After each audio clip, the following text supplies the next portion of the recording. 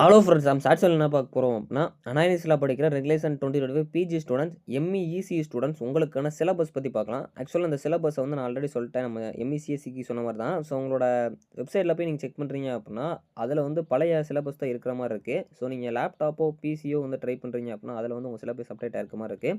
ஃபோனில் இன்னும் வந்து உங்களுக்கு பழைய சிலபஸ் அவைலபிளாக மாதிரி இருக்குது. பார்த்துக்கோங்க. ஆக்சுவலாக எனக்கு அப்படி இருந்துச்சு, உங்களுக்கு இருக்கா அப்படிங்கிறத செக் பண்ணி பார்த்துக்கோங்க. ஸோ செகண்ட் செமஸ்டரை பொறுத்தவரை உங்களுக்கு இதுதான் எஃபிஜிஏ பேஸ்டு சிஸ்டம் டிசைனில் இருக்கும். ஸோ அதுக்கப்புறம் மெஷின் லேர்னிங் இருக்கும். ஸோ அதுக்கப்புறம் உங்களுக்கு மெஷின் லேர்னிங் பொறுத்தவரைக்கும் கொஞ்சம் பெரிய சப்ஜெக்டாக இருக்கும், பார்த்துக்கோங்க. அட்வான்ஸ்டு வயர்லெஸ் கம்யூனிகேஷன் நெட்வொர்க் இது வந்து இருக்குது. ஸோ அதுக்கப்புறம் எஃபிஜிஏ பேஸ்ட் லேப் இருக்குது.